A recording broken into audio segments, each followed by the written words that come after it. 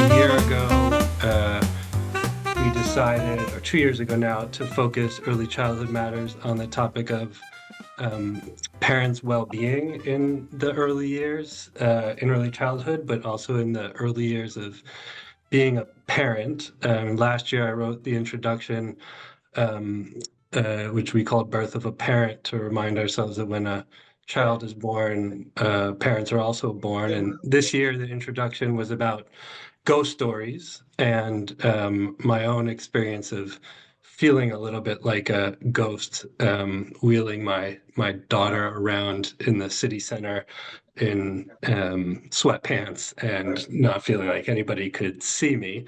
And when we saw so many people register for this, it felt like fellow ghosts, like somebody could see us and wanted to talk about this topic. So really excited to have you all here, and thrilled to have some esteemed guests, also from different parts of the world, and an incredible editor and moderator and care advocate who's worked with us on this edition and who's going to guide us through the next hour, Alyssa Strauss. So with that, I will hand it over to you, Alyssa.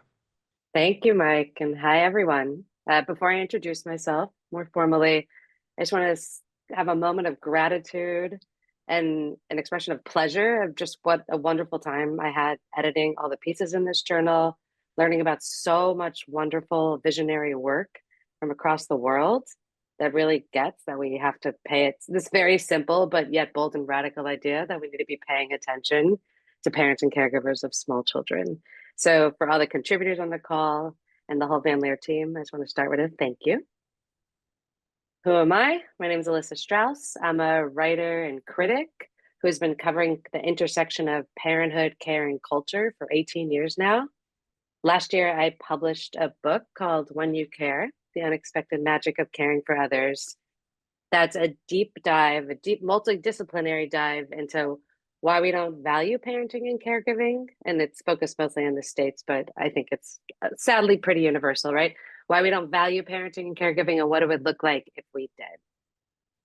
The book was born of my feeling as a new parent of not getting not just the support I needed, but the attention and curiosity I felt like I deserved going through this radical, profound hero's journey that is becoming a parent, and feeling as though somehow this essential experience for humanity had been rendered a footnote instead of a major plot point in the human story. And what's so exciting about all the contributors to this year's journal and everyone you're going to hear from today is they understand that care, early parenthood, raising kids is a major plot point, not just for the child, but also for the parent. It's a big deal. It's very exciting to be in a room, virtual as it may be, of people who really understand this and who are pushing to envision a world in which care gets the attention, curiosity, and parents and caregivers get the support that they deserve.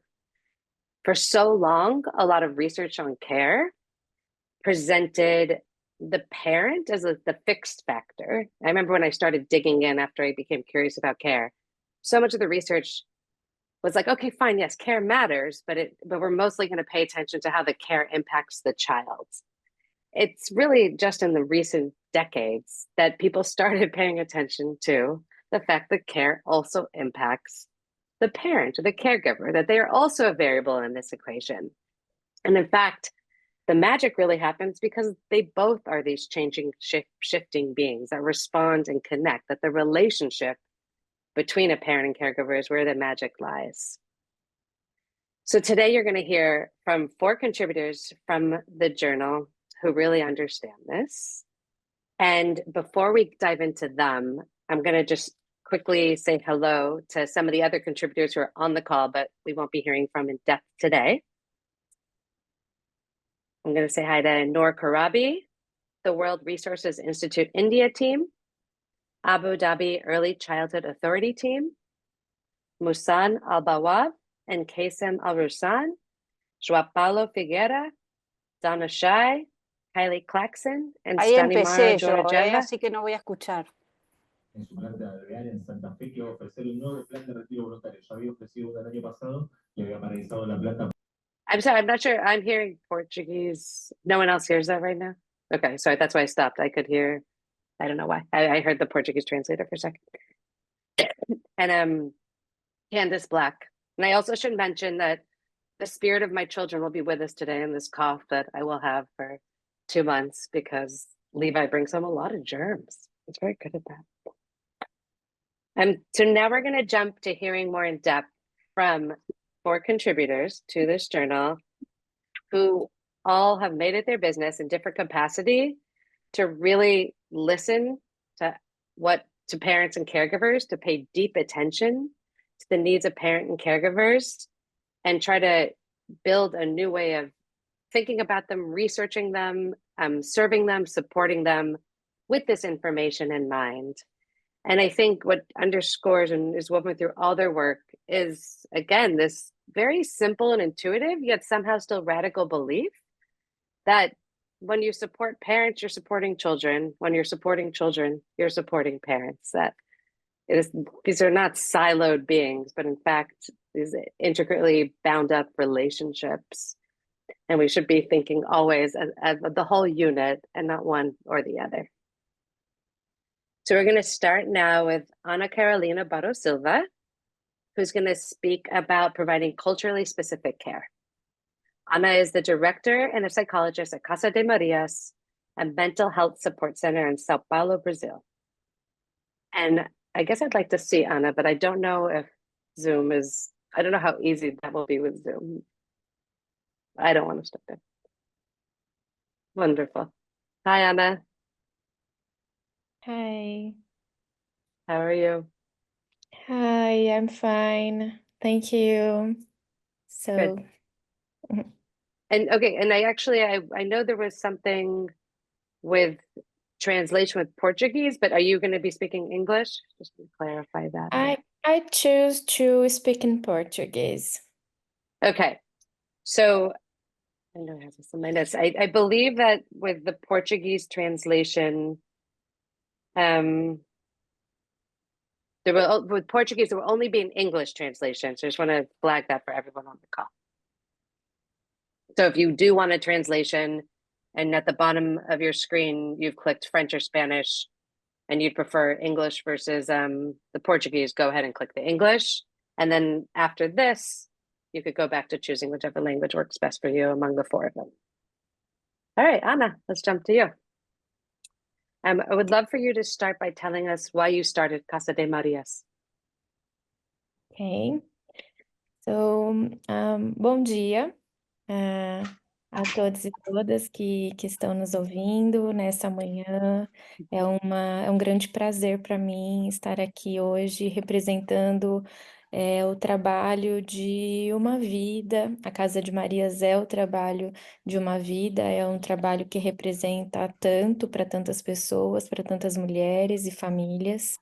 É uma grande honra e alegria poder contar um pouco sobre o que nós estamos fazendo aqui em São Paulo, no Brasil. A Casa de Marias, ela é uma instituição que nasce em resposta a uma necessidade real e concreta que nós enfrentamos aqui no Brasil. Realidade essa que foi produzida ao longo de muitos anos, de muitos séculos. Como todos sabem, o Brasil viveu uma história colonial e escravocrata de muita violência, e a lógica desses sistemas, infelizmente, ainda resistem por aqui. A lógica colonial e escravocrata ainda coexistem ou existem no nosso dia a dia do povo brasileiro, deixando muitas marcas e muitos traumas com os quais nós, pessoas negras, em especial as mulheres negras, ainda precisamos lidar todos os dias. Aqui no Brasil, nós temos o que chamamos Sistema Único de Saúde, o SUS, e esse é o nosso orgulho nacional, é a nossa política pública de saúde que garante acesso universal e gratuito para todas as pessoas e serve de tanta inspiração e exemplo para os países no mundo afora.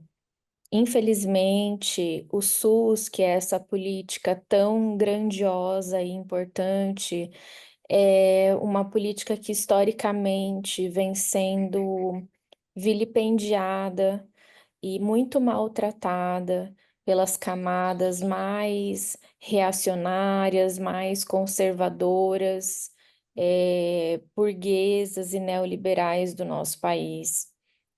Infelizmente, nós vemos ocorrer um projeto de desinvestimento, de precarização, de privatização da nossa saúde pública, que nasceu diante de tanta luta popular. Inclusive, o nosso sistema público de saúde nasceu pela mão de mulheres, mulheres lutadoras, mulheres pobres, periféricas, que se juntaram e que se mobilizaram décadas atrás, que reivindicaram e que, devido à luta e à pressão que elas fizeram, nós temos o SUS hoje.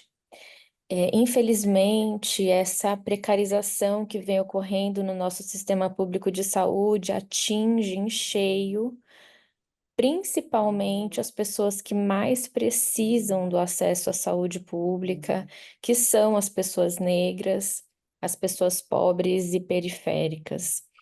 E é justamente por esse motivo que a Casa de Marias nasce, que a Casa de Marias foi fundada, que é para servir de espaço de saúde mental, visto de forma ampla, um espaço seguro, de cuidado, de escuta e de acolhimento para essas pessoas.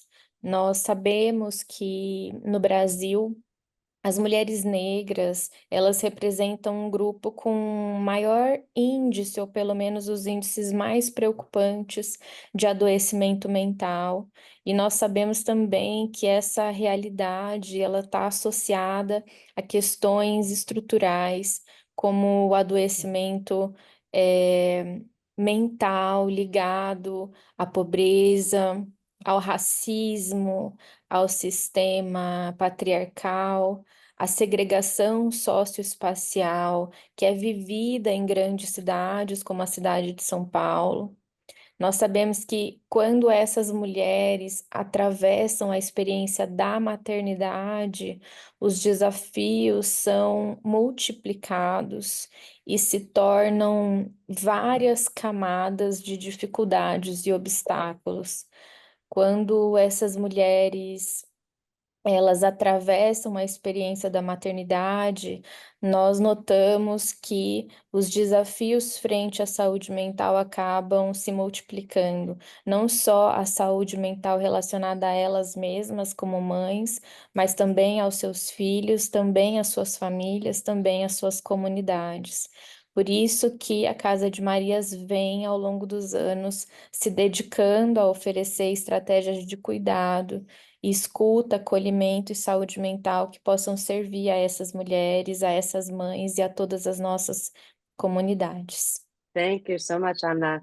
And we have just a few minutes left, so I want to make sure we get a chance to hear about the specific offerings you guys have for Black mothers at Casa de Marias, because there's such beautiful, culturally specific opportunities for healing and support. And I think everyone would really benefit from hearing about them.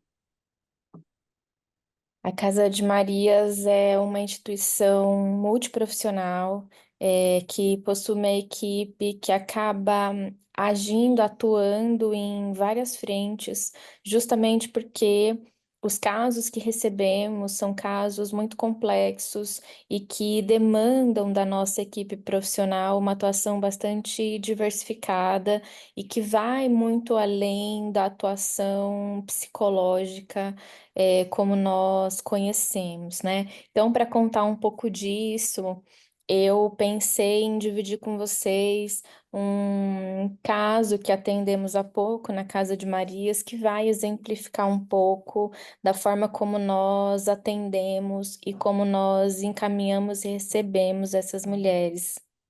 Nós acompanhamos no ano de 2024, na Casa de Marias, uma paciente moradora do extremo leste da cidade de São Paulo, uma região periférica, né, bastante vulnerabilizada, quando comparamos a região central da cidade. Essa é uma realidade da maior parte das periferias brasileiras. Não é, São Paulo não é uma exceção, infelizmente, nesse sentido. Ela era uma mulher negra de 30 anos de idade, desempregada e com 2 filhos, sob sua responsabilidade, um de 7 anos e um de 9 anos. Desde a adolescência, ela vinha atravessando toda sorte de violência. Naquele momento que ela nos procura, ela estava fugindo do último parceiro. Esse último parceiro fazia abuso de álcool, e outras drogas e acabava a agredindo, com frequência. Foram vários meses que nós a acompanhamos e pudemos, junto com ela, celebrar passo por passo e pequenas conquistas, assim como também alguns recuos e quedas que fazem parte, desse processo. Todo um longo caminho até que ela pudesse seguir os seus próprios trilhos.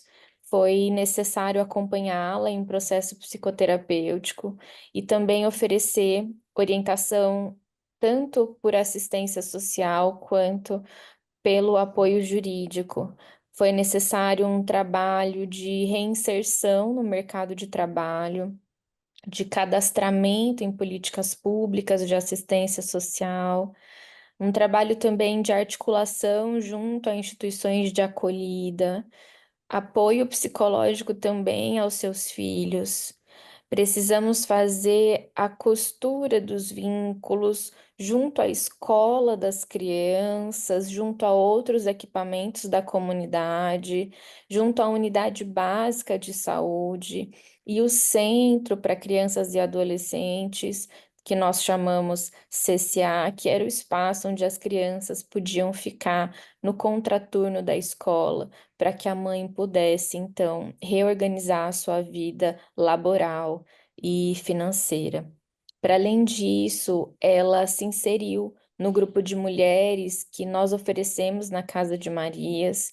Esse grupo acontece toda semana e é um grupo aberto, onde as mulheres elas podem participar, falar e também ouvir umas às outras. E nesse grupo ela pôde desenvolver uma rede de apoio e de afetos tão importantes para uma pessoa nesse processo de recuperação e reestruturação da própria vida. Casos como esses, eles são bastante frequentes por aqui e é por isso que eles requerem um cuidado multidisciplinar, bem como uma concepção ampliada do que seja saúde mental. Isso significa que na Casa de Marias as estratégias terapêuticas acontecem, dentro do consultório psicológico, mas também fora dele. Para nós, a saúde mental, ela também requer estratégias ligadas à segurança alimentar, ao pleno emprego, à residência digna, a espaços de cultura e de lazer, a ter transportes seguros e de qualidade. Ou seja, a saúde mental, ela vai muito além de oferecer um espaço de psicoterapia. Por isso, na Casa de Marias, nós compreendemos a importância de também nos mobilizarmos enquanto comunidade, enfrentando os retrocessos e buscando lutar por políticas públicas que atendam a todas as pessoas de forma igual e justa, para todas as pessoas que precisam. A gente sabe que é só assim que nós realmente iremos garantir as condições para uma vida digna e para a saúde mental de todas as pessoas que mais precisam. Thank you so much. And I just want to remind everyone that if you have any questions for Anna, Carolina, you can put it in the chat, and then we'll also be possibly taking some of those questions on the Zoom later. But thank you so much for sharing. I'm always moved and inspired by the work you do, so thanks again. Thank you. Yeah. Two pieces of quick housekeeping. One, I just want to remind everyone that now if you prefer French or Spanish translation, you can go ahead and click that on the bottom of your screen, and now those translators will be back up and running. And I also just want to mention that unfortunately Casete Admasu, who was supposed to be here today, is traveling for work and got pulled into something that he could not get out of. So I believe Charlotte or Hannah is going to put the link to his piece down in the chat so you could check it out. His work is very inspiring as well. Now we're going to move on to Andres Moya and talk about how parents can become part of the solution in their own treatment. He is the director of Semillas de Apego, which means seeds of attachment in Spanish. It's a community-based approach to healing trauma. So thanks for being here today, Andres, and thanks for contributing to the journal. I want to start with asking you why you think it's important to think about the particular needs of parents and caregivers with young children when doing trauma-focused therapy. Oftentimes, such family-focused programs only focus on the children. You focus on the parents and the children. So tell us why that matters. Thank you, Lisa. Thank you so much. I'm very grateful for this opportunity, and to Charlotte and everybody at the foundation. So Semillas de Apego is a psychosocial, community, and group-based program that we designed here at the Universidad de los Andes in Colombia in partnership with the University of California, San Francisco, actually with Elisa Lieberman, who also has one piece in the journal of this year. And the idea is that we want to promote young children's life, mental health, physical health, development, their socioeconomic trajectories, in a very particular setting of conflict, displacement, and extreme adversity. This is happening right now. This is happening for a long time in Colombia, and unfortunately, it's happening in many places around the world. And the idea here is that we know that the exposure to these adversities are going to be devastating for the lives of these children. They're going to compromise their physical health, their mental health. And we also know that the capacity of the caregivers to provide nurturing care, to provide secure, healthy attachment, it's going to buffer many of those effects. It's going to lead to a proper emotional regulation. It's going to lead to a proper regulation of the stress response system. And this is going to help children grow and thrive despite the very extreme scenarios in which they live and grow, right? But I think the problem, and what we have been working on for the past 12, 13 years, is recognizing that it's very challenging to be a caregiver in some of these settings. So it's not only what's happening with the child, but it's also what's happening with the family and the caregiver. Imagine that you're a mother who just lost your husband because of conflict, that they were forced to displace, to migrate, that you're arriving in a city where you're facing exclusion, discrimination, poverty, inequality. And on top of all these challenges, you know that you have to care for your child. And the problem here is that some of these adversities that are going to undermine your mental health. We know that the exposure to conflict is going to severely affect the mental health of caregivers. And this mental health of caregivers is going to hinder their natural and biological capacity to connect with their children. So this creates, in some sense, kind of a double whammy, because the child is receiving kind of the stress of these adversities, but at the same time is not receiving the nurturing, warm care that they need to grow and thrive. So to some end, and to some extent, what we started thinking was, well, we're kind of asking too much of the caregivers in these settings. It's not that they only lack information or maybe some practical guides in terms of how to connect with their children or how to play, but it's also that we need to take a step back and consider their mental health. And in the research that we conducted here in Colombia with displaced families, we know that conflict erodes their mental health, and that the mental health actually, it's explaining, it's mediating a lot of the effect of conflict on children. So the idea in Semillas de Apego is that we take a step back, we start working in terms of restoring the mental health of the caregivers, trying to create emotional awareness, trying to create some capacities for emotional regulation in settings where the adversities are still happening. I think the screen went off. In settings where the adversities are still happening. And this is going to restore the natural capacity for them to also understand what's happening with their children, to become attuned to their emotional needs, to know how to respond in better and more responsive ways. Also, to stop blaming themselves and stop judging themselves harshly, because it is very challenging to raise a child in these settings. And through all this, with Semillas, we've been able to maybe move beyond some very successful parenting programs, but then again, it's taking a step back to recognize the importance of mental health, recognize what caregivers need so that they can be better caregivers, but they also kind of discover and rediscover their lives and their identities. And this is the work that we do at Semillas. Thank you. Will you tell us a bit more of how it actually works, the structure of the program, and particularly would love to share with everyone how the practitioners come from the community? Right. So as I mentioned before, it's a group and community-based. There's groups of 15 to 20 caregivers, most of them mothers, but we also receive some fathers in the program. And they get together for 15 weeks, so roughly 3.5 months, in a group setting that it's led by community facilitators. When we started 14 years ago, we reached out to the team at Elisa Lieberman at UCSF. They opened the door for us to learn from 2 programs that they had developed. One, which is actually the focus of our piece at the journal, the child-parent psychotherapy, which is a clinical intervention. And the other one was a program that took CPP out of the clinic. It's called Building Bridges. And so we developed and we adapted a curriculum for families and communities in Colombia affected by displacement and conflict.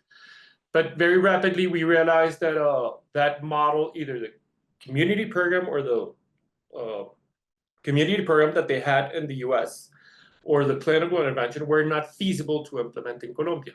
In general, because we have a lack and a deficit of mental health services and professional mental health professionals. And so we started working with the community, and we started working with mothers, caregivers, or paraprofessionals from the same community, and who importantly have gone through the same challenges as the communities that we wish to reach.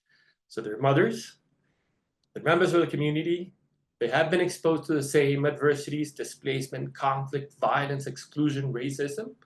And so the importance here is that they come to the groups and they can lead from their own experience, an experience that is shared with the other participants. And this would be much more difficult had we brought in external trained psychologists who may be leading from instruction instead of from this shared experience. And this creates, this has many, many advantages. One is that it restores the sense of trust within the community. The second one is that it allows breaking the stigma around mental health, because then you realize that there's other people that are going through the same challenges, that are going through the same things, that mental health problems in these settings are normal reactions to very abnormal and traumatic circumstances. And so this starts breaking the wall of stigma and allowing caregivers to be willing and open to reflect.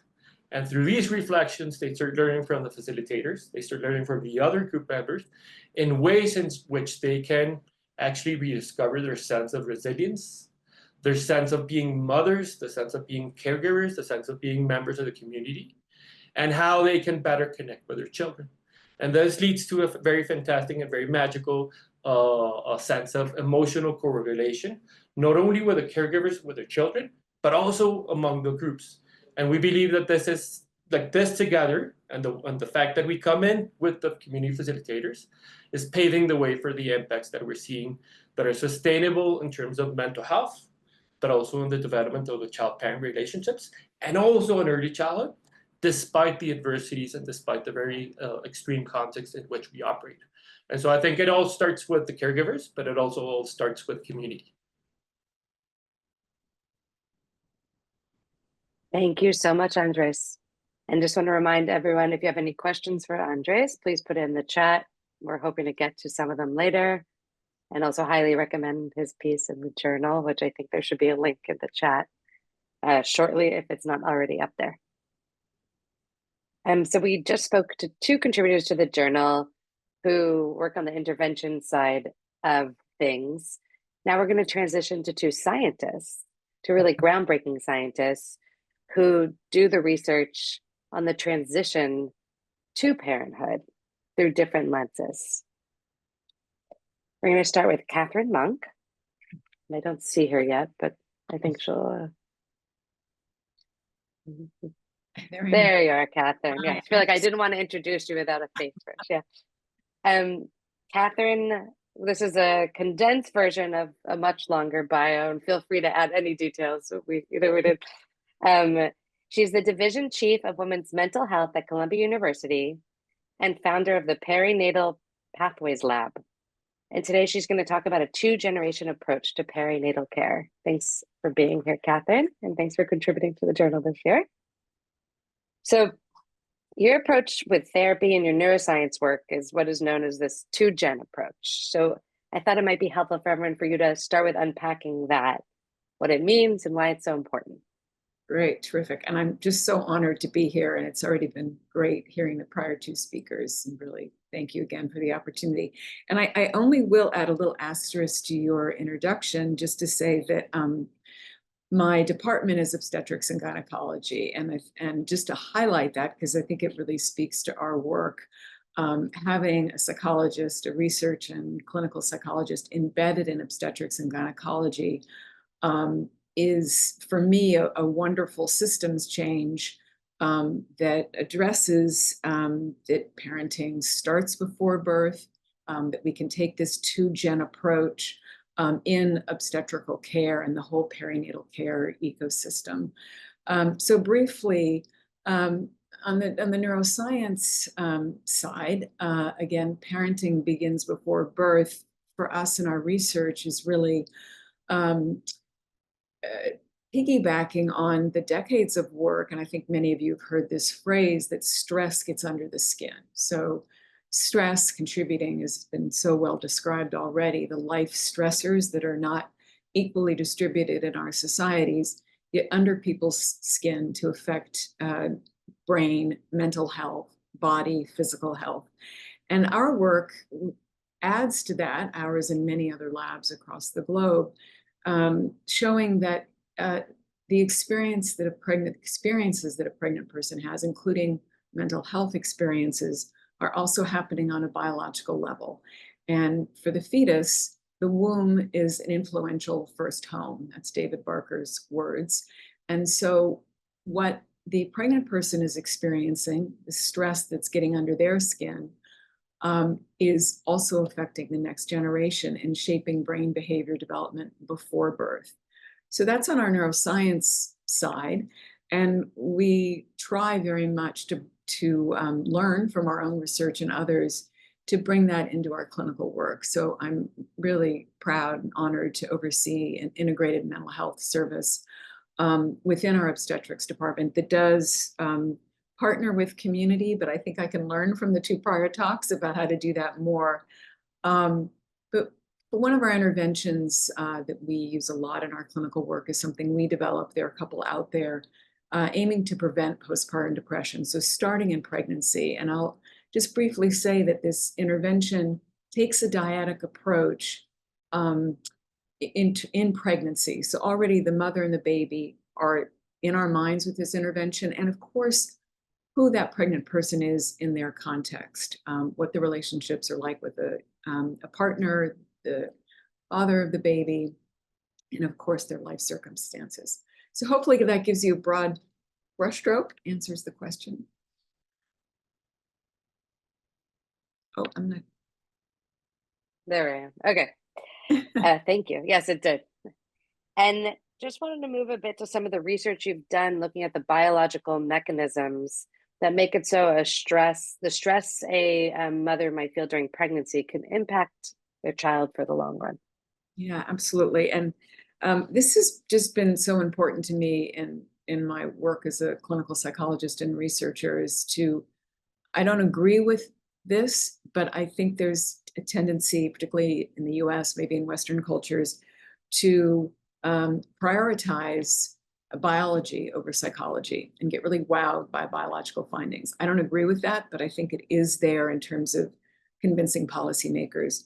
So over the last 20 years, there's been much more biological evidence of stress affecting our bodies, all the way now to the cellular and molecular level. And I'm sure many of you are familiar with epigenetics, so the change of genes functioning based on psychological experiences. So we, and again, other groups, you always triangulate in research to support your findings. It's not just a one-off. We've found that levels of stress in pregnancy, so higher levels of stress, can turn off a gene in the placenta that is there to deactivate the stress hormone cortisol as it goes into the fetal compartment. And we know from a lot of animal research that atypical levels of exposure to a stress hormone like cortisol can affect brain development. It alters brain development. So here we can really go from a experience of stress in pregnancy, whether it's experiencing poverty or interpersonal violence, whatever is going on, is altering a functioning of the placenta in a way that has implications for brain development. Thank you.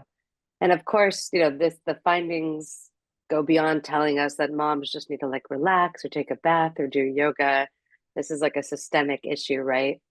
So curious, from your research and your personal experience in the healthcare system, what can the healthcare community start doing to better support moms to reduce the stress that does have this very long tail?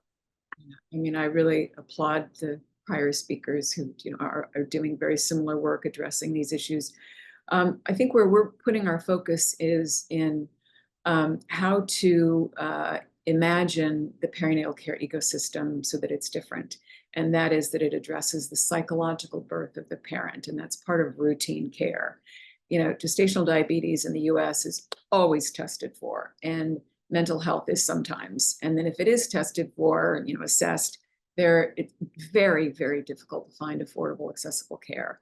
So things like having accessible, affordable mental health care, having access to doulas, doing a lot of different kinds of virtual support groups. And in ours, we involve the community in leading those, people with lived experience. We think a birth preferences plan is really important to give people a sense of agency in their anticipating and going through birth. I guess I mentioned doulas. And we also think that the providers, the nurse practitioners, the midwives, the obstetricians, we can do a job helping vet what are the apps out there that are good. And I'm really proud to say a colleague of mine, Liz Warner, has a key role on the Philips app, which is one of the biggest apps that people turn to during pregnancy.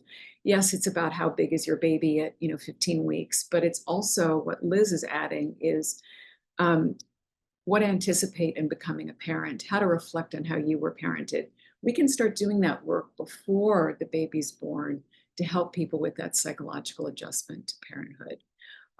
So those are some of the components we're working on to try to lead to systems change to better support people becoming parents. Thank you so much, Catherine, for sharing this with us today. And I believe, again, there should be a link to her article in the journal in the chat.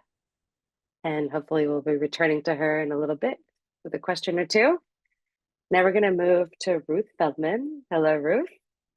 Ruth's the founder of the Center for Developmental Social Neuroscience.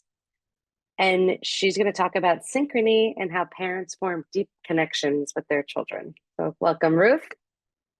I wanted to start by asking you to speak a little bit about the emerging science of synchrony and why it matters for neuroscientists to study the connection between two people and not just one person at a time. Thank you. And it's such a pleasure to be here. It's really nice to see so many people from all over.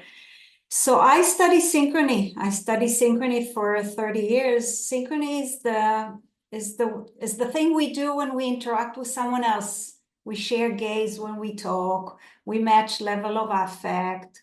We take turn in talking. We measure our proximity according to the relationship. And this is what binds us into a single interacting unit. And the magic of synchrony, as we learned, begins with the first time a mother or a father lay their eyes on a baby as soon as the baby is born, and the mother begins to look at the baby, touch the baby affectionately, but specifically to match these social cues with what the infant is signaling. And in health, she learns to match what she presents to the child according to how much the child is ready, how much the child is attentive, how much the child is looking, and little by little, the child's emerging capacities. As we kept following these mothers and fathers and children, mother and father synchronized somewhat differently, mothers more softly and rhythmically, fathers more energetically and unpredictably. And so how they develop and introduce more into synchrony, we realize that synchrony is really a process that biologically connects us to other.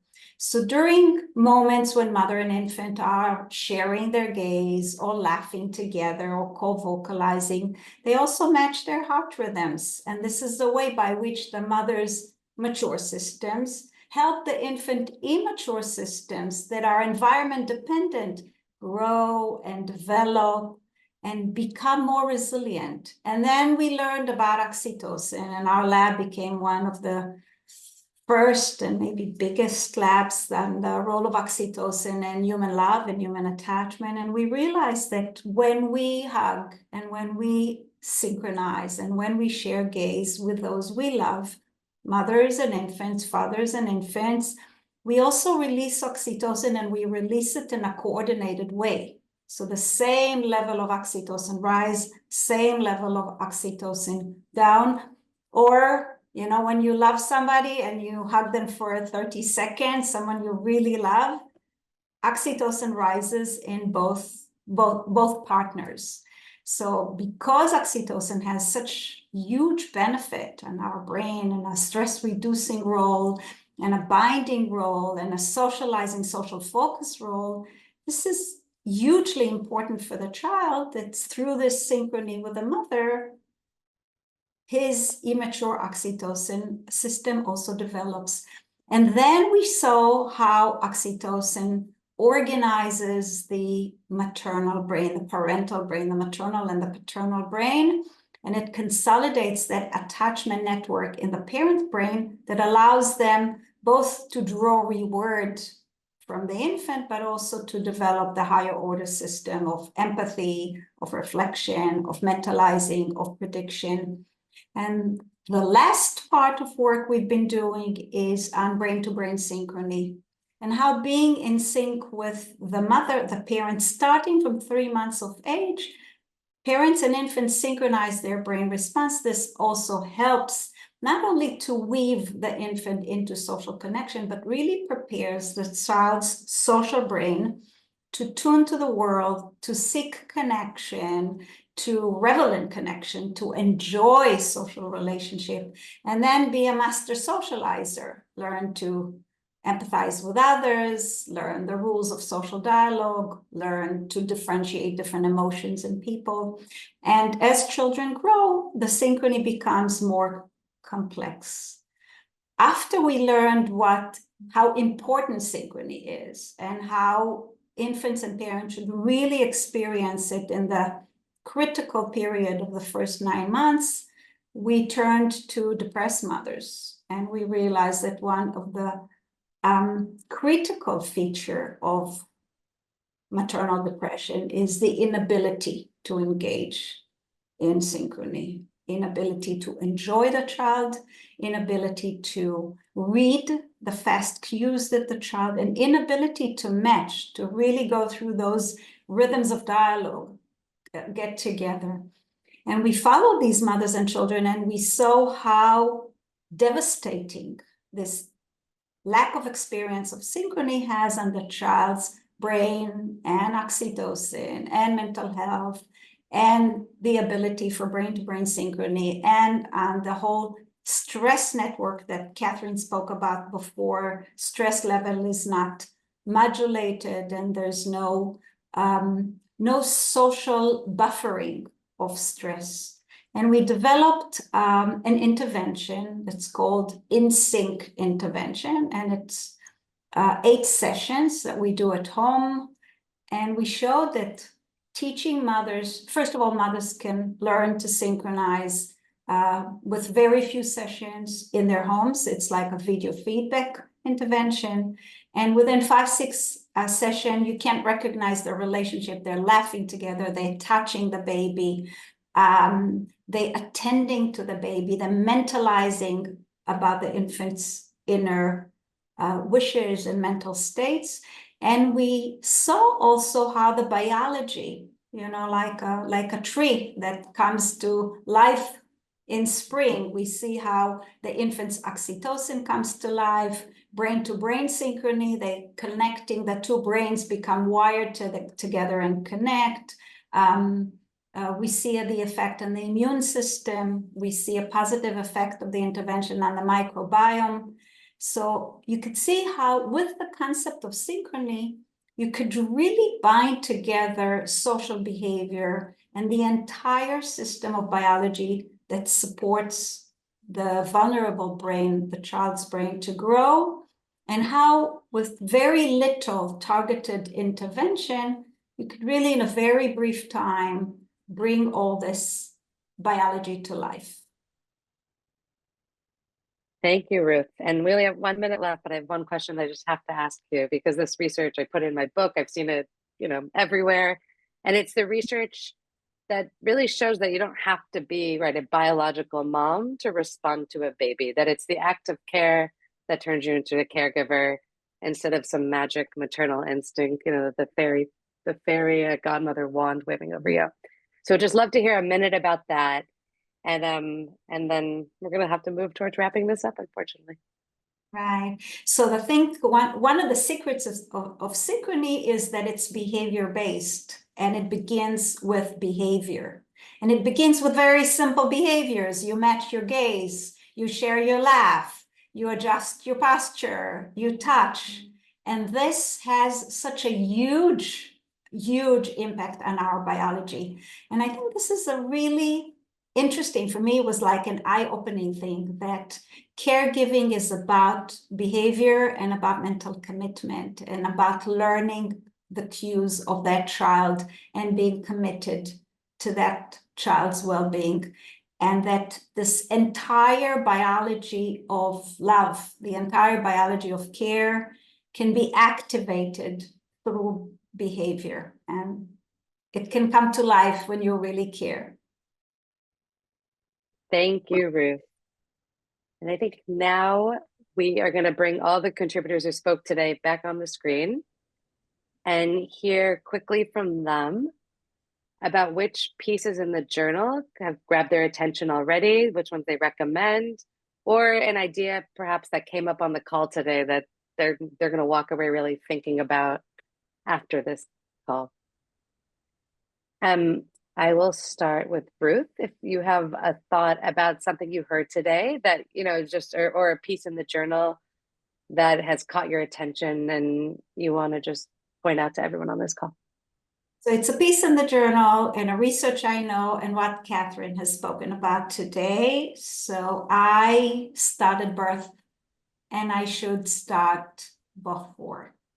We've been doing research for many years. We've done maybe one study that looked at oxytocin before in pregnant women, but we have not really done too much work on what happens, and perhaps expand I think of synchrony as behavior between 2 interacting partners. So I said, let me look as soon as an infant is born. And I think your piece in the journal and your talk today told me that I should expand it. There are 2 people in utero also. Mother dreams about the child, feels the child, looks the child rhythm, and our fathers do that too, looks at the child, in the sonogram, And I think I should extend our studies not only longitudinally to when children grow, but also to pregnancy. So thank you for all your work on that. This is what I'd like to take from today. Thank you for sharing that, Ruth. Andres, is there a piece in the journal you'd like to give a recommendation to? Yes, thank you. So, so again, maybe as Ruth, I think like very impressed and like very happy to learn from Ruth, from Ana Carolina, from Catherine. But I wanted to highlight two pieces. One is the piece from Alejandro Zambia about writing about the experiences of being a parent, and the other one is the podcast. There's a small piece that links to a podcast of Daher Keltner on the magic, and I think this connects not only because of my research. I'm actually expecting my first child in the next 2 months. His name is going to be Bernardo, which means strong as a bear, and this has been like a magical experience that has been connected me with the way that I was born and raised, mental health struggles in my family, especially with my dad has struggled with mental health problems for most of his life.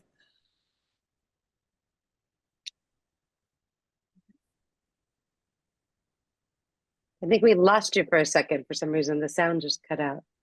Sorry about that. So my dad struggled with mental health problems for most of his life, and this was difficult to recognize, to understand. And I think for a long time I was actually afraid of being a parent. Like, would this happen again? Would it happen to me? Would I transmit this to my children? And I think both from the research, from the experiences leading the Semillas de Apego program, learning that it's possible to heal, it's possible to grow, it's possible to connect. I think this is putting me in this pathway of just understanding the challenges, but also the magic that it's going to be of being a father. So super happy to read about this. Thank you, Andres. And the two pieces he just mentioned, I believe there should be links going up in the chat. Ana Carolina, I'd love to hear which pieces from the journal you recommend. Bom, eu achei os artigos todos maravilhosos, com contribuições muito importantes para a nossa área de estudo, mas eu fiquei muito curiosa para saber um pouco mais e ler mais sobre o trabalho que vem sendo desenvolvido na Etiópia, com a questão da mortalidade materna, porque nós temos desafios similares no Brasil nessa questão. No nosso caso, infelizmente, nós temos marcadores de raça e de classe que incidem bastante sobre os índices de mortalidade materna aqui no Brasil, assim como nós também temos visto cada vez mais, as pesquisas mostram isso, o quanto os episódios de violência obstétrica ocorrem principalmente nos grupos de mulheres negras. Então, para nós, parece bastante essencial saber mais sobre a experiência de um país no continente africano, trabalhando com políticas públicas de saúde nesse tema tão fundamental. Então, vou eleger esse artigo. Thank you. And last but not least, Catherine, and just need to flag